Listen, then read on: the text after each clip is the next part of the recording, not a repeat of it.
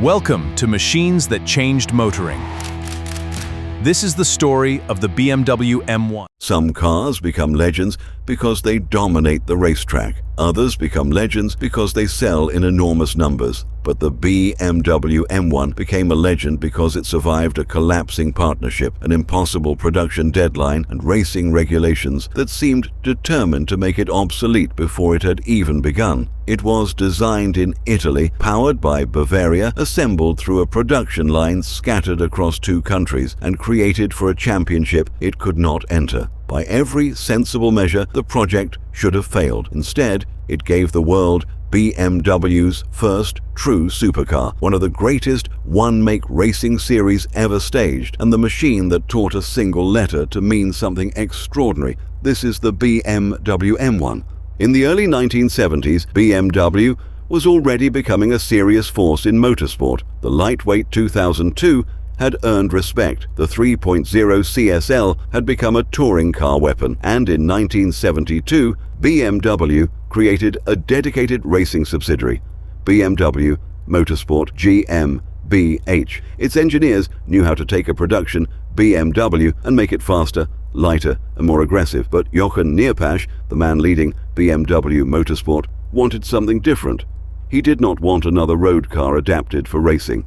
He wanted a racing car designed from the beginning around one purpose: beating the best sports cars in the world. The target was international Group 4 racing, followed by the more extreme Group 5 category. Porsche was setting the standard, and BMW wanted a machine capable of meeting it head-on. This was an era when the meaning of supercar was still being written. Ferrari's Berlinetta Boxer and Lamborghini's Countach had moved their engines behind the cabin. Porsche was proving that relentless development could make the 911 and its racing descendants almost impossible to dislodge. Aerodynamics, wide tires, and turbocharging were changing the shape and speed of competition cars. BMW had quick cars, successful cars, and desirable cars. What it did not have was a machine that could stand in that company without explanation. There was only one problem. The regulations said that before BMW could race its new car in Group 4,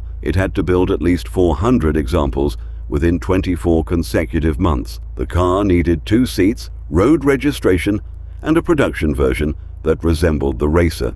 In other words, BMW could not simply build a prototype. It had to create a supercar.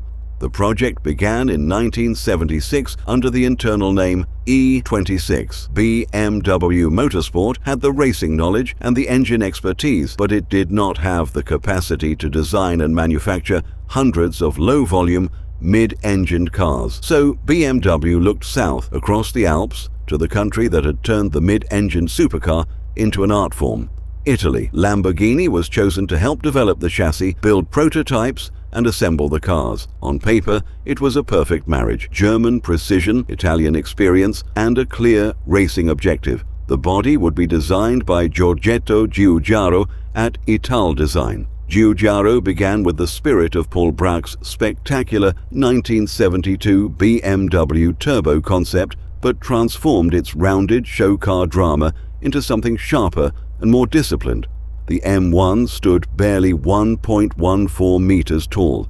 Its wedge-shaped nose carried pop-up headlights and perhaps the shallowest kidney grille ever fitted to a BMW.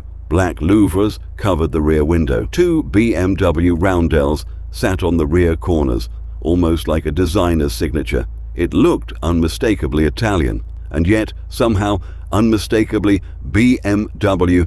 Giugiaro resisted unnecessary decoration. There were no deep theatrical scoops and no enormous road car wing. The body's drama came from proportion: a nose that seemed to skim the ground, a cabin pushed forward, and a broad tail wrapped around the engine. Even the details served the concept. The rear louvers helped hide the mechanical mass behind the cabin. The 2 BMW roundels ensured that anyone approaching from behind knew this strange shape had come from Munich. The compact kidney grille connected the most exotic car BMW had ever attempted to the company's ordinary road cars. Underneath that glass fiber body sat a tubular steel space frame and a layout BMW had never placed into production before, the engine mounted behind the passengers driving the rear wheels. BMW announced the project in 1977. The new car was meant to put Munich into the same conversation as Ferrari, Lamborghini and Porsche.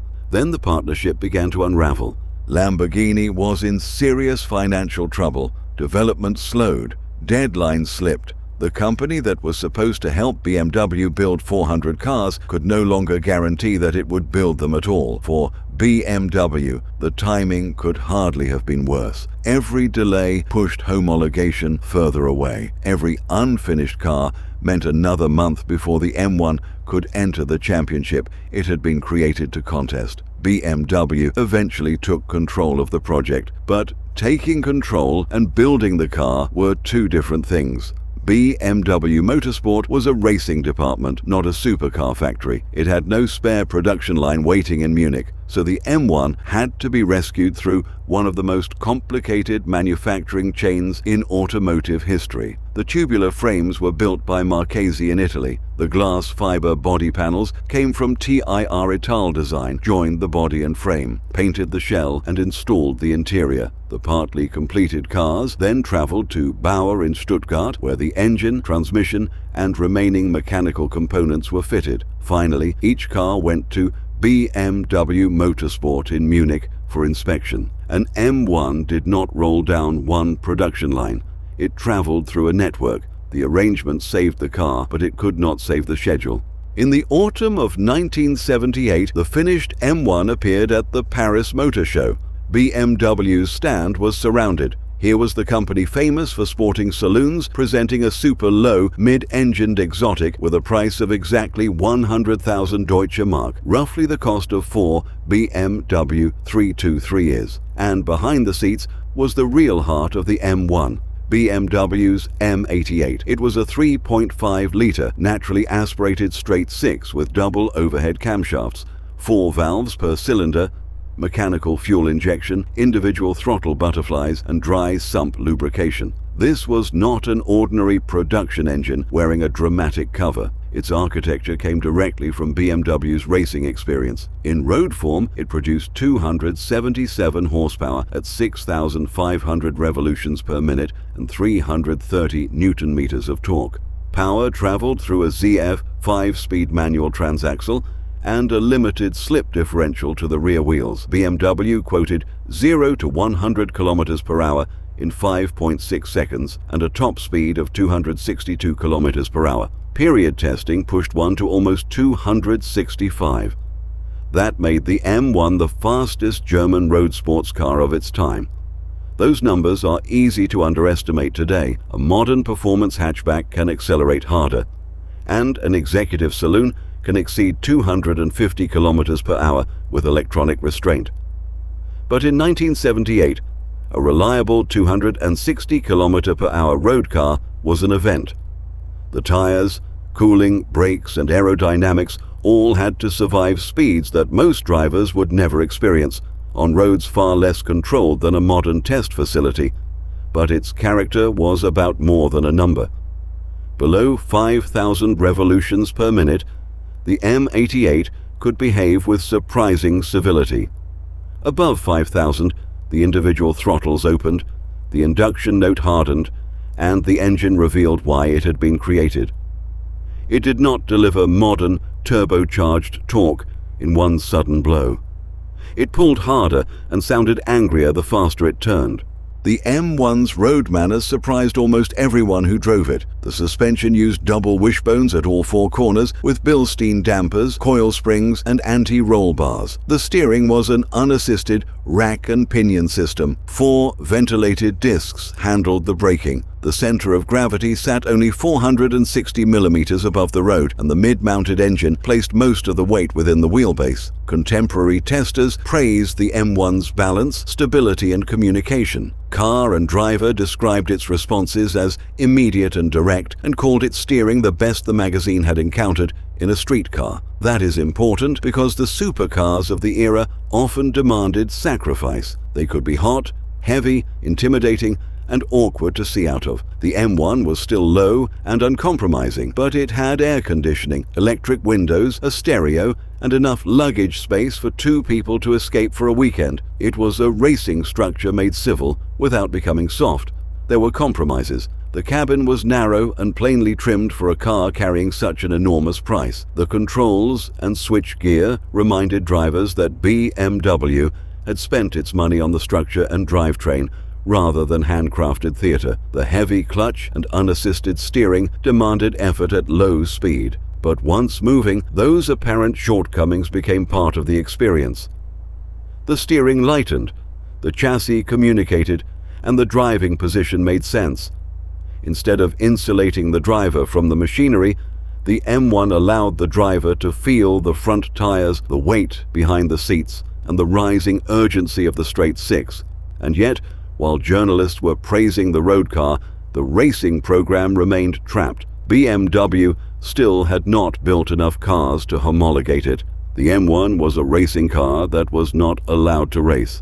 Jochen Neerpasch could have waited quietly for production to catch up. Instead, he turned the delay into theatre. Working with Bernie Ecclestone and Max Mosley, BMW created a championship specifically for the M1. The BMW M1 Procar series ran alongside major European Formula One weekends in 1979 and 1980. Its format was almost impossibly glamorous. The 5 fastest eligible Formula One drivers from practice were offered factory-prepared M1s. They then raced against private teams, touring car experts and rising stars in machinery that was, in principle, virtually identical. The Procar M1 was a different animal from the road car. Power rose from 277 to around 470 horsepower. Weight fell to roughly 1,020 kilograms. With the right gearing, it could reach about 310 kilometers per hour. Wide bodywork, enormous tires, and a towering rear wing gave the elegant road car the stance of a prizefighter. And the drivers? Niki Lauda, Nelson Piquet, Mario Andretti, James Hunt, Clay Regazzoni, Jacques Lafitte, Alan Jones, Emerson Fittipaldi, Hans-Joachim Stuck. The list reads less like a support race and more like a meeting of motorsport royalty. Manufacturer contracts sometimes prevented Formula One drivers from taking part. That only added another layer of politics to a car already shaped by regulations and corporate agreements. When the lights went out, however, status meant nothing. The cars were close enough that the driver had nowhere to hide. Lauda won the 1979 championship with 3 victories and a second place. In 1980, Nelson Piquet won the final 3 races and took the title. Procar lasted only 2 seasons. But in those 2 seasons, the M1 found the stage it had been denied. The car designed for homologation became famous before its homologation was complete. For spectators, the appeal was immediate. Formula One machinery could hide differences in car performance, setup, and team resources. Procar took many of those excuses away. The crowd could watch a world champion and a touring car specialist brake for the same corner in the same kind of car, then decide for themselves who had judged it better. For BMW, it was ingenious marketing. Every race placed the M1 beside Formula One's most recognizable names. The sound, the wide bodywork, and the close racing turned a production crisis into an advertisement for the engineering inside the road car. The series did not solve the homologation problem. It made people care about it. The M1's competition story did not end with Procar. In 1979, Andy Warhol painted a Group 4 M1 by hand. He covered it in broad streaks of red, blue, green, and yellow, leaving brush marks and even fingerprints in the paint. BMW says the work took only 28 minutes. Warhol then looked at the finished machine and delivered the perfect verdict. The car, he said, was better than the art. That number, 76 M1, went to the 24 Hours of Le Mans and finished 6th overall. In America, M1s became a major force in the 1981 IMSA GTO Championship. BMW's own history records that Dave Cowart and Kemper Miller finished 1st and 2nd, while the Red Lobster team's number 25 car won 12 of 16 races. And in Group 5, the M1 evolved into something almost unrecognizable. The clean Giugiaro wedge grew vast wings and flared bodywork. Turbocharged versions developed between 850 and nearly 1,000 horsepower. The original idea had been a road car built only because racing required it. Now the same basic machine existed as a civilized Grand Tourer, an equal car Formula One support racer, an art car, and a turbocharged monster. Few vehicles have lived so many lives in so little time. The cruelest part of the M1 story is that BMW finally achieved Group 4 homologation in 1981. Then, only months later, the regulations changed. The window the car had been designed for was effectively closing just as BMW became eligible to climb through it. BMW also had a new priority, Formula One. BMW Motorsport redirected its resources toward the turbocharged engine program that would eventually help Nelson Piquet win the 1983 Formula One World Championship with Brabham. M1 production ended in 1981. Only 399 road-going examples had been built, alongside roughly 50 competition cars, the exact racing total differing between historical sources. The road car number is worth separating from the total.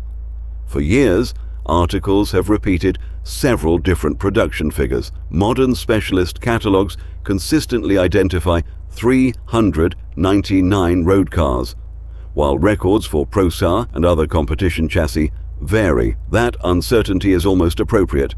The M1 was never a simple product made in one factory, recorded on one clean production sheet. It was a rescued international program, assembled by specialists and repeatedly modified for different forms of competition. By the standards of the original business and racing plan, the M1 was compromised. It arrived late.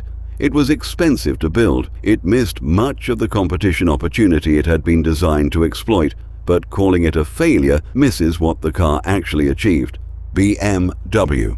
Motorsport existed before the M1, but the M1 changed what the letter M could mean on the road. This was the first unique model developed by the division, not a faster version of an existing BMW, but an entire car built around its philosophy. And when M1 production ended, its engine refused to disappear. The M88 family went on to power the BMW M635 CSI and the first M5. Those cars moved the engine to the front and added rear seats, but the principle remained. Take serious motorsport engineering. Make it usable on the road. Do not remove the character in the process. That principle would define the M3, the M5, and generations of BMW M cars that followed. Today, a normal road M1 can command several $100,000 or euros. Exceptional examples have sold for more than $500,000, while genuine competition cars can cross the $1 million mark. Collectors are not simply buying rarity, they are buying the last traces of a vanished manufacturing world. A hand-built space frame, a Giugiaro body, a mechanical injection system, a naturally aspirated racing-derived engine, and a 5-speed gearbox that requires the driver's full participation.